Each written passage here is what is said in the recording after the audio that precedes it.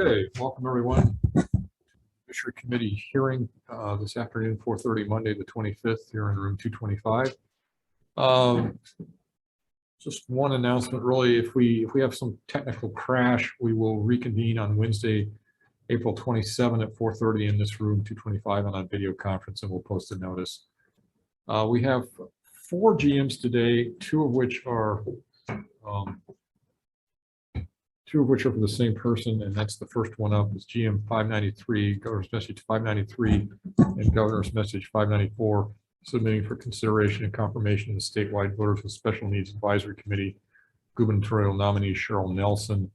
One term, GM 593, the term expires on June 30, 2022, and for GM 594, the term expires on June 30, 2026. So let's see who we have for testimony. We have Daintree Bartolos, Executive Administrator, State Council on Developmental Disabilities and Support. Scott J. Flattery, also in support. And that's it for testifiers, none of whom are here, so no one to ask questions of. And so we're to the nominee, Cheryl Nelson. Are you here?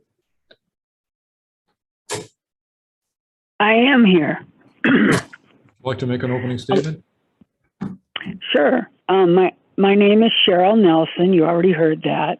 And I've been a lifelong, can you hear me? Oh, you're on the phone. Okay, so no video. Okay, I'm sorry. Go ahead. Yeah, we can hear you. Go ahead. Okay. I've been a lifelong advocate for people with disabilities and really all people. And I hope that someday people will just value our disability experience as equal, as just different, not bad, just different. Anyway, I'm grateful to be nominated for this committee, and I will do my best to fulfill the committee's needs. And thank you. Thank you very much. Members, any questions for the nominee? I have one question. So is there anything in specific that you hope to accomplish while being on the committee? Yes. Well, to me, I would hope that we accomplish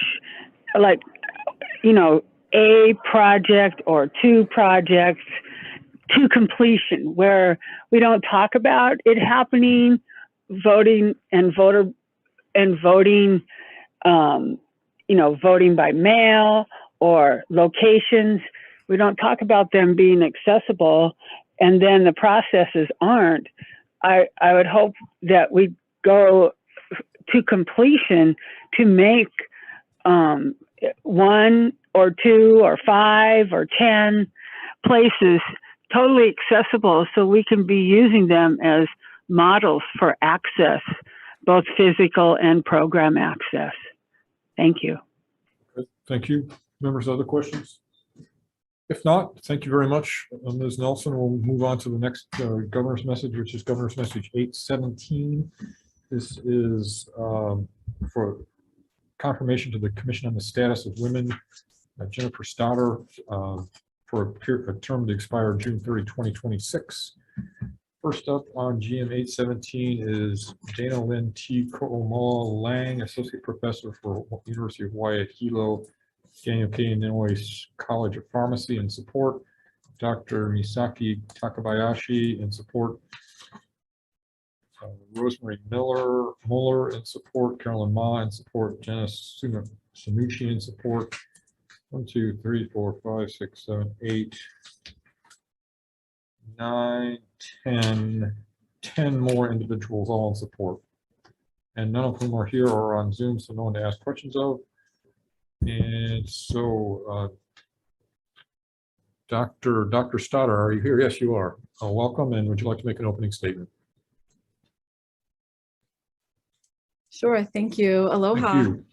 Thanks for taking the time to meet with me today. I'd like to say that I'm very honored to have been nominated by Joni Onishi to serve on this commission and to represent Hawaii Island.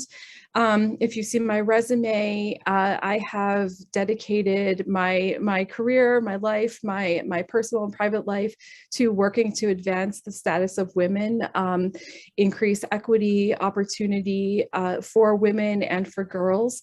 And so I would like to continue doing that and to work with this commission to work to advance systemic change, identify areas of need for the women of Hawaii Island and the common needs across the state, to work with the legislature to advocate for those needs, to also become a clearinghouse to fulfill all of the to fulfill the mission of the commission, and to try to work to make the islands a more inclusive, equitable place for women and girls.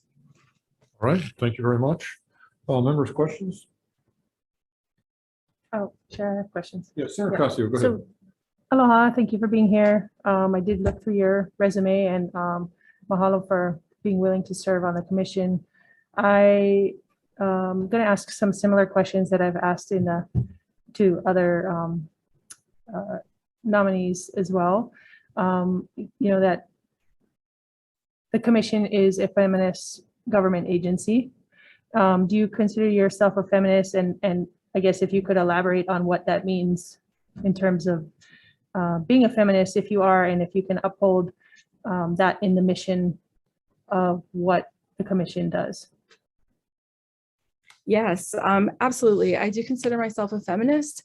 And what that means to me is working to support other women, to center the lived experience of women, to think intersectionally in terms of how it is that race, ethnicity, class, gender identity and expression, religion, disability status, how all of these various aspects of women and girls' lives interplay to impact our ability to engage in the world around us.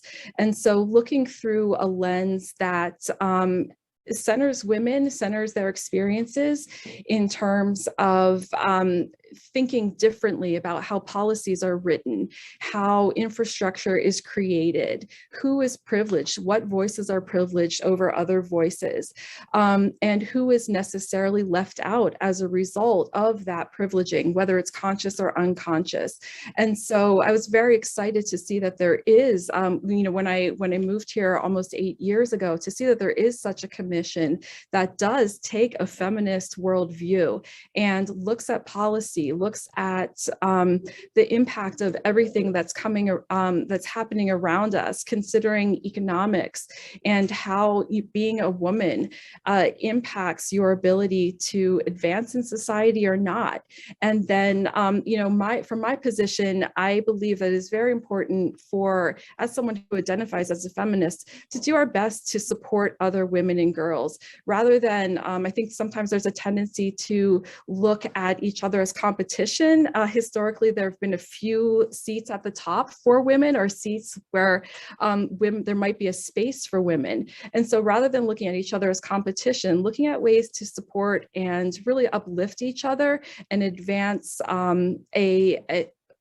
advance our efforts, because women in many ways are driving society in terms of unpaid labor, in terms of the value of caregiving, and the needs of women are often marginalized and or just simply expected to be the kinds of activities that we engage in, like caregiving, for example, are expected of women. And so I'd like to really highlight the work that women do. And I believe that taking that feminist lens allows us to do that and to call those kinds of things work, and to you know, to be able to identify it as such, and try to, again, improve the status by working with women to develop solutions for women. Okay, thank you. Chair, I do have more questions, but I'll yield for now. Okay, I did have one question. So you work for University of Hawaii Hilo. If your work on the Commission on the Status of Women were to conflict with Hilo policy, or there was a conflict, basically, what would you do? I've actually thought about this, and I did speak to my my boss, who is Chancellor Bonnie Irwin, about this possibility. And I actually don't believe that there is much potential in terms of a conflict of interest, because I'm the director of the Office of Equal Opportunity, and accordingly, I'm also the Title IX coordinator. And so what we do is in my office, I work to ensure that we have a discrimination-free working and learning environment. And so that means, I work to drive equal employment opportunity, equal educational opportunity. And so I think that the work of the commission does not conflict with advancing equal opportunity. There is, I believe that one has to engage in discriminatory behaviors for there to be a conflict. And so I think I would definitely keep the two separate and distinct. I would be working to advance, although I think that they work together. The students and the employees who are at Hilo are also community members. And so I believe that I'm working to advance similar goals. Let me ask a more specific question. And so say the Commission on the Status of Women just voted to, or there was a vote on, I don't know, some policy that Hilo had adopted that they didn't approve of, and they felt like they needed to comment on it or make their position known. What would you do then? Hilo didn't approve of. I believe, if it's possible to conflict myself out of something, I would, but at the end of the day, I enforce the legislation of the state and of the federal government. And so I would follow the rules, that I would follow the policies, I would implement the policies, I would execute the policies to the best of my ability.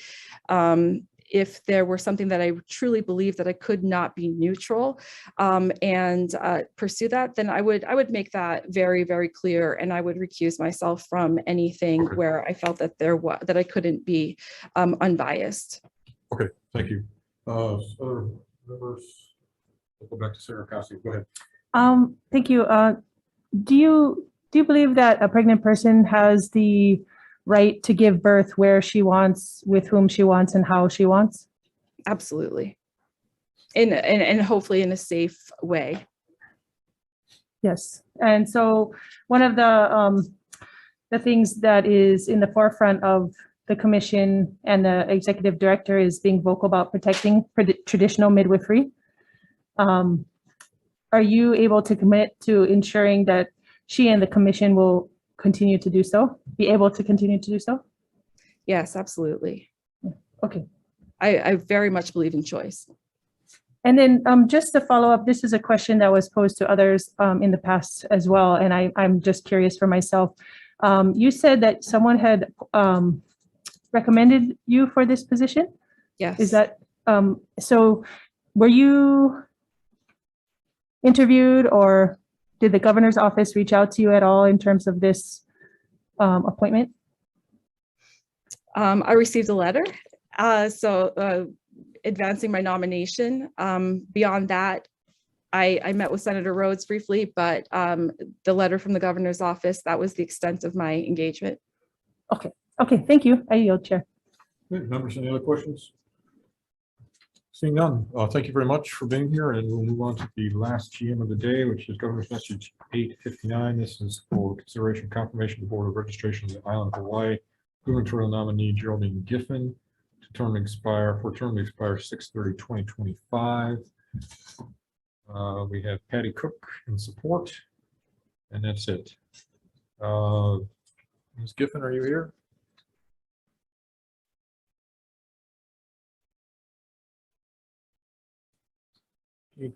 Here we go. Good afternoon. Good afternoon. If you'd like to make an opening statement, go ahead. I do, just very briefly. Mahalo for enabling this hearing. I wanted to, before I do anything else, recognize the senator from Hilo, Senator Ocasio, and I just want you to know that I'm very happy that you're here. Thank you. The thing that I wanted to address was why? Why do I want to serve on this board?